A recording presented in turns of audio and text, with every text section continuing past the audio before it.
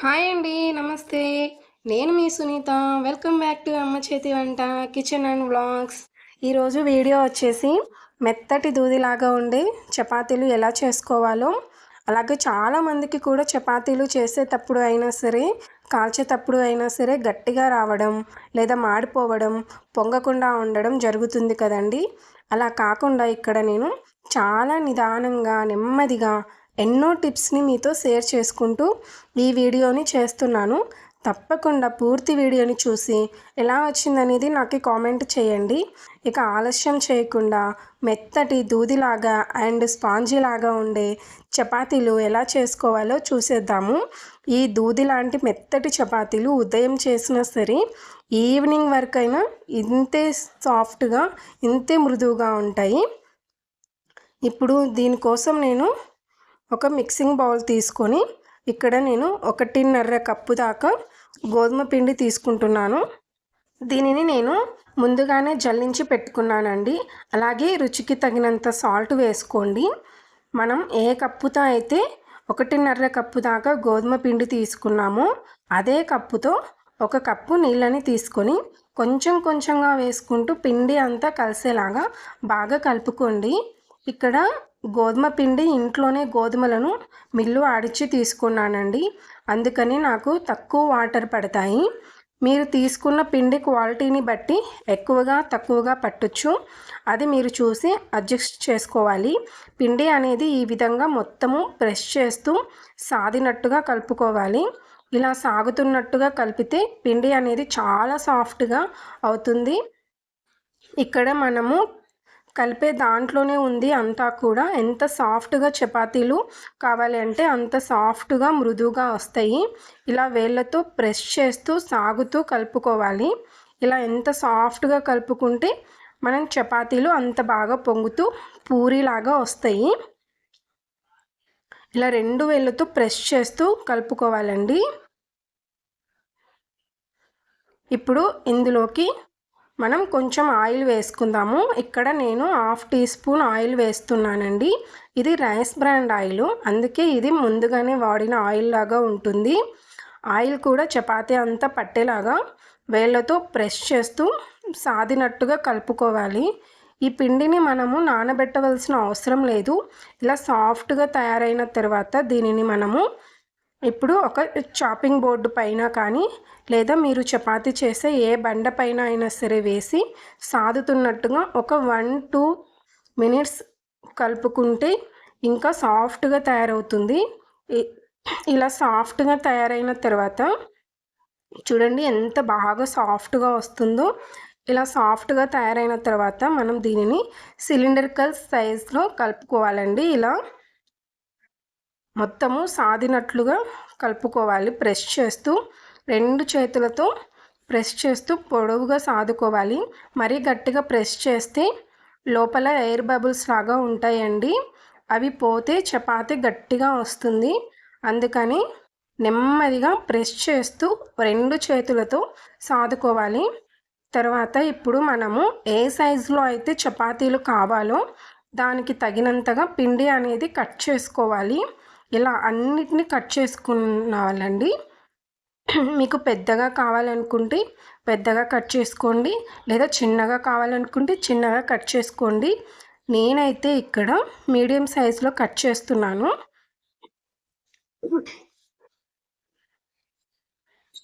చూడండి ఎంత బాగా వచ్చాయో. ఇప్పుడు ఒక చపాతీ పిండిని తీసి చూపిస్తాను. చూడండి ఇక్కడ ఎయిర్ బబుల్స్ లాగా ఉన్నాయి కదా. ఇలా నెమ్మదిగా సాదుకుంటే ఎయిర్ బబుల్స్ ఇలా పాడవకుండా వస్తాయండి. గట్టిగా సాదితే పోతాయి. ఇలా ఎయిర్ బబుల్స్ ఉంటే చపాతీ అనేది సాఫ్ట్గా వస్తుంది. తర్వాత ఇలా 2 చేతులతో తిప్పుకుంటూ ఇలా రౌండ్గా చేసుకోవాలి. మీకు చేతితో తిప్పడం ఇబ్బందిగా అయితే ఇలా ఒక ముద్దని తీసుకొని ఇలా లైట్గా ప్రెస్ చేసినట్టు చేస్తే సరిపోతుందండి. ఇలాగే అన్నిటినీ కూడా ఇలా లైట్గా ప్రెస్ చేస్తే అన్నీ కూడా రౌండ్గా తయారవుతాయి.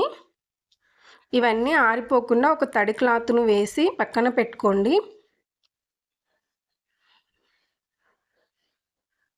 తర్వాత ఇప్పుడు ఒక పిండి ముద్దను తీసుకొని 2 వైపులా కొంచెం లైట్గా నూనెని అప్లై చేసి ఒక చపాతీ కర్రను తీసుకొని ఈ చపాతీ కర్రకి కూడా కొంచెం ఇలా లైట్గా నూనెని అప్లై చేయండి. ఇక చపాతీ రుద్దుకోవడమే. స్లోగా లైట్గా ప్రెస్ చేస్తూ రుద్దండి. ఇలా నెమ్మదిగా రుద్దండి. గట్టిగా రుద్దితే పిండి అనేది త్వరగా సాగిపోతుంది. తర్వాత ఒక 2-3 డ్రాప్స్ ఆయిల్ వేసి దీన్ని అంతా చపాతీకి స్ప్రెడ్ చేసి ఇలా ఒక ఫోల్డింగ్ చేయండి. తర్వాత లైట్గా ప్రెస్ చేసి ఇంకొక ఫోల్డింగ్ చేయండి. చూడండి, ఇప్పుడు కూడా లైట్గా ప్రెస్ చేసి మనకి ఇక్కడ 4 లేయర్స్ వచ్చాయి కదా, 1 2 3 4. ఇప్పుడు దీనిపైన లైట్గా ప్రెస్ చేస్తూ నెమ్మదిగా చపాతీలా రుద్దుకోవాలి. పిండి అనేది సాఫ్ట్గా కలుపుకుంటే చపాతీ చాలా స్మూత్గా సాగుతుందండి. చేసేటప్పుడు పిండి కనుక మీకు గట్టిగా అనిపిస్తూ ఉంటే తర్వాత అయినా కొంచెం చేతికి వాటర్ని అద్దుకొని పిండిని కలుపుకోండి. మీరు ఇక్కడ రుద్దేటప్పుడు కనుక గట్టిగా ప్రెస్ చేస్తూ రుద్దితే పూరిలాగా పొంగదండి. సో లైట్గా ప్రెస్ చేస్తూ 2 వైపులా తిప్పుకుంటూ ఈ విధంగా రుద్దుకోవాలి. మరీ ఎక్కువ మందంగా అండ్ పల్చగా కూడా రుద్దకండి. నెమ్మదిగా ప్రెస్ చేస్తూ 2 వైపులా తిప్పుకుంటూ రుద్దుకోవాలి. మందంగా రుద్దితే లోపల దాకా కాలదు. అలాగని పల్చగా రుద్దితే కాల్చేటప్పుడు పొంగదు, మాడిపోతుంది. అలాగే గట్టిగా కూడా అవుతుంది. ఈ విధంగా లైట్గా ప్రెస్ చేస్తూ రుద్దుకోండి. చూడండి, ఈ మందం ఉంటే సరిపోతుంది. వీడియో క్లిప్లో చూపిస్తున్న మందం ఉంటే సరిపోతుంది. మరి పల్చగా మందంగా కాకుండా చూసుకోండి. తర్వాత దీన్ని ఒక ప్లేట్లోకి తీసుకుందాము. ప్లేట్కి ఏమీ ఆయిల్ అప్లై చేయవలసిన అవసరం లేదండి. ఆల్రెడీ చపాతీకి ఆయిల్ అప్లై చేసి ఉంటుంది కాబట్టి ఇలాగే వేసుకోండి.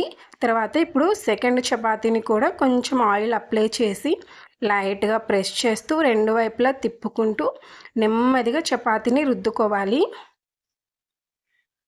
మరీ గట్టిగా రుద్దకండి, నెమ్మదిగా రుద్దండి. స్పీడ్గా రుద్దినా సరే లైట్గా ప్రెస్ చేస్తూ రుద్దండి. ఇలాగే అన్ని చపాతీలను కూడా రుద్దుకోండి. నేనైతే ఇక్కడ సమోసా షేప్లో చేస్తున్నాను. మీరు మీకు నచ్చిన షేప్లో అయినా చేసుకోవచ్చు. రౌండ్ అయినా లేదా మీకు నచ్చిన షేప్లో మీరు చేసుకోండి. దీన్ని కూడా ఇదే ప్లేట్లోకి తీసుకుంటున్నాను. ఇక్కడ చపాతీకి మధ్యలో ఆయిల్ కూడా ఏం అప్లై చేయవలసిన అవసరం లేదండి, అంటుకోదు కూడా. ఇలాగే అన్నిటి చపాతీలను కూడా రెడీ చేసుకోవాలి. ఇక్కడ నేను అన్ని చపాతీలను రెడీ అయిపోయాయి. చూడండి, ఒక దానిపైన ఒకటి ఎలా వేశాను. ఇది ఎన్ని గంటలైనా సరే అతుక్కోవండి. ఉదయం నుంచి సాయంత్రం దాకా ఇలాగే పెట్టినా కూడా ఒకదానికి ఒకటి అంటుకోదు. తర్వాత స్టవ్ పైన పెన్నం పెట్టుకొని పెన్నం బాగా వేడెక్కిన తర్వాత ఒక 1/2 టీ స్పూన్ ఆయిల్ వేసి పెన్నానికంతా స్ప్రెడ్ చేసుకోవాలండి. ఇలా స్ప్రెడ్ చేసుకున్నాక పెన్నం బాగా వేడెక్కనివ్వాలి. మొదటి చపాతీ వేసేటప్పుడు పెన్నానికి ఆయిల్ స్ప్రెడ్ చేసుకోవాలండి. లేకపోతే చపాతీ అనేది పెన్నంకి అంటుకుపోయే ఛాన్స్ చాలా ఎక్కువగా ఉంది. తర్వాత మనం చేసుకున్న చపాతీని ఒక్కొక్కటిగా తీసుకుంటూ కాల్చుకోవాలి. ఫస్ట్ చపాతీ వేసినప్పుడు చపాతీ చుట్టూ ఒక 1 or 2 డ్రాప్స్ ఇలా ఆయిల్ని కూడా వేసుకోండి. తర్వాత 4 సెకండ్స్లోనే చిన్న చిన్న బబుల్స్ స్టార్ట్ అవుతాయి. అప్పుడు సెకండ్ వైపు తిప్పుకుంటూ లైట్గా ప్రెస్ చేస్తూ 2 వైపులా కూడా తిప్పుకుంటూ కాల్చుకోవాలండి. ఒకవైపు 30 సెకండ్స్ కాల్స్తే సరిపోతుంది. చూడండి ఎంత బాగా పొంగుతూ వస్తుందో, నెమ్మదిగా పొంగుతుంది కదండి. 2 వైపులా ఈ విధంగా తిప్పుకుంటూ కాల్చుకోవాలండి. మంటను మీడియం ఫ్లేమ్లోనే పెట్టుకోండి. హై ఫ్లేమ్లో పెడితే మాత్రము మాడిపోతుంది. లో ఫ్లేమ్లో పెడితే గట్టిగా తయారవుతుంది. ఎంత బాగా పొంగుతూ వస్తున్నాయో కదా. ఇప్పుడు ఈ చపాతీ అనేది పూర్తిగా రెడీ అయిపోయిందండి. దీనిని ఒక హాట్ బాక్స్లోకి అయినా సరే సర్వింగ్ బౌల్లోకైనా తీసుకోండి. నేనైతే ఇక్కడ సర్వింగ్ బౌల్లోకి తీసుకుంటున్నాను. తర్వాత ఇలాగే అన్ని చపాతీలను కూడా కాల్చుకోవాలండి. ఈ చపాతీని పక్కన పెట్టి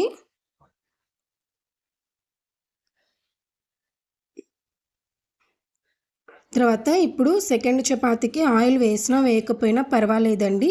ఒకవేళ మీకు కావాలనుకుంటే ఆయిల్ వేసుకోండి. ఇలా నెమ్మదిగా లైట్గా ప్రెస్ చేస్తూ రెండు వైపులా కాల్చుకోవాలండి. అలాగే చపాతీ తిప్పేటప్పుడు లైట్గా ప్రెస్ చేస్తే లోపల దాకా వేడి వెళ్ళి బాగా పొంగుతుందండి. చపాతీ అనేది చాలా బాగా పొంగుతుంది కదా, అలాగని అలాగే వదిలేస్తే మాడిపోయే ఛాన్స్ ఉందండి కింది వైపు. అందుకే రెండు వైపులా తిప్పుకుంటూ కాల్చుకోండి. ఇక్కడ అన్ని చపాతీలు రెడీ అయిపోయాయండి. ఇక్కడ చూడండి ఎంత బాగా వచ్చాయో మాడిపోకుండా, అండ్ సాఫ్ట్గా మృదువుగా ఎంత బాగా అంటే అంత బాగా వచ్చాయి కదా. చేతి వేళ్ళతో ఫోల్డింగ్ చేస్తే ఎంత మృదువుగా ఉన్నాయో కదా, అంత బాగా వచ్చాయి. ఇప్పుడు ఇక్కడ నేనైతే చూడండి చేతి వేళ్ళతో ఎలా ప్రెస్ చేస్తున్నానో చాలా మృదువుగా వచ్చాయి కదా. ఇక్కడ నేనైతే ఈ చపాతీలని చిక్కుడుకాయ కర్రీ అండ్ పొటాటో ఫ్రై ఇంకా గోంగూర పప్పు అలాగే పప్పు చారుతోటి తింటున్నాను. ఎంత బాగా పొరలుగా వచ్చాయో చూశారు కదా. నేను చపాతీ చేసిన ప్రతిసారి ఇలాగే చేస్తానండి. పొడి పిండి వేసి చేసుకోవడం నాకు పెద్దగా ఇష్టం ఉండదు. నా చిన్నప్పటి నుంచి మా అమ్మ నాకు ఇలాగే చేసి పెట్టేది, ఇలాగే అలవాటైంది. సో చపాతీ చేసిన ప్రతిసారి కూడా నేను మా అమ్మని గుర్తు తెచ్చుకుంటూ చేస్తాను. అలాగే ఈ చపాతీలు ఈ వీడియో మీకు నచ్చినట్లయితే లైక్ చేయండి అండ్ మీ ఫ్రెండ్స్ అండ్ రిలేటివ్స్కి షేర్ చేయండి. అలాగే మరిన్ని టేస్టీ అండ్ రెసిపీస్ కోసం మన అమ్మ చేతి వంట కిచెన్ అండ్ వ్లాగ్స్ని సబ్స్క్రైబ్ చేసుకోండి. Thanks for watching. Thank you. Me support ఎప్పటికీ ఇలాగే ఉండాలని మనస్ఫూర్తిగా కోరుకుంటున్నాను. Thank you all. అలాగే ఈ చిక్కుడుకాయ ఫ్రైని ఎలా చేశాను అనేది నేను నెక్స్ట్ వీడియోలో అప్లోడ్ చేస్తానండి. Thank you.